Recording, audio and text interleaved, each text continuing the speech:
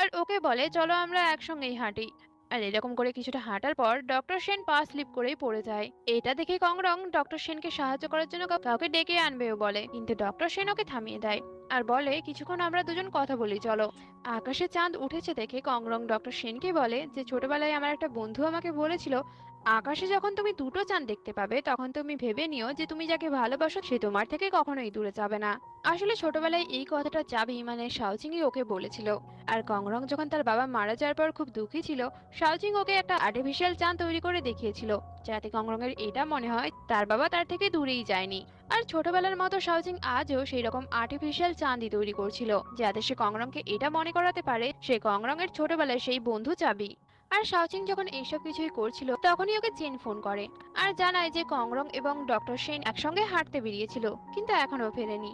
আর এই কথাটা শুনেই শাওচিং ওদেরকে খোঁজার জন্যই দৌড়ায়। এদিকে সেন কংরংকে বলেই ফেলে যে সে শাওচিংকে অনেকদিন থেকেই পছন্দ করে আর সে শাওচিংকে 12 বছর ধরে জানে, কিন্তু শাওচিং তার পড়াশোনা এবং সার্জারির কাজে এতটাই ব্যস্ত ছিল যে সে তার মনের কথাটা শাওচিংকে জানাতে পারেনি। আর তাছাড়াও শাওচিং এতদিন পর্যন্ত কোনো মেয়ের দিকে সেইভাবে দেখেওনি।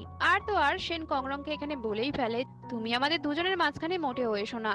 কথাগুলো শুনে কংরং তো খুবই আপসেট হয়ে পড়ে আর ঠিক তখনই সবাই ওদেরকে খুঁজতে খুঁজতে ওখানে চলেও আসে। এরপর যখন শাওচিং কংরং এর সঙ্গে কথা বলতে যায় তখন কংরং ওকে বলেই দেয় যে 2 মাসের দেখা হওয়াকে তুমি আবার ভালোবাসা ভেবে বসো না, আমি শুধুমাত্রই তোমার কলিগ এবং তোমার প্রতিবেশী, এছাড়া আর কিছুই নয়। আর কংরং এর এইসব কথাবার্তার কিছুই তো শাওচিং বুঝতেই পারেনি।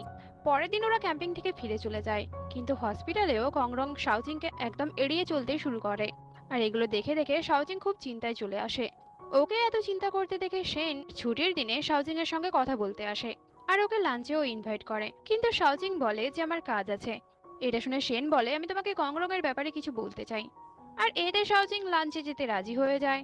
আর এই লাঞ্চে যাওয়ার ব্যাপারটা জেনের কাছ থেকে কংরং জানতেও পেরে যায়, তাই সে তো খুব জেলাস ফিল করে।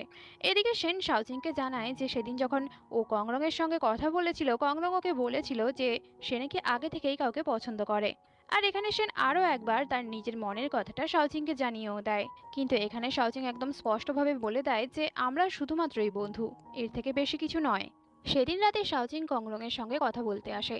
কংরং দরজা খুলছে না দেখে শাওচিং বলে আমিও দেখতে চাই তুমি কতক্ষণ দরজা বন্ধ করে রাখো, তুমি সত্যিই একটা ভীতু। আর এই ভীতু কথাটা শুনেই কংরং চট করেই দরজা খুলে দেয়। আর এখানে কথাবার্তা বলতে বলতে কংরং বলেই ফেলে তুমি তো সেনকে পছন্দ করো, তাহলে আমার বাড়িতে কি করছো? শাওচিং বলে কে বললো আমি সেনকে পছন্দ করি? কংরং বলে তুমি তো সেদিন বলেছিলে তুমি যাকে পছন্দ করো তাকে তুমি অনেক দিন থেকেই জানো। শাওচিং বলে আমি যাকে পছন্দ করি সে নিজেও জানে না যে আমি তাকে পছন্দ করি। এগুলো শোনার পর কংরং শাওচিংকে বাড়ি থেকে বের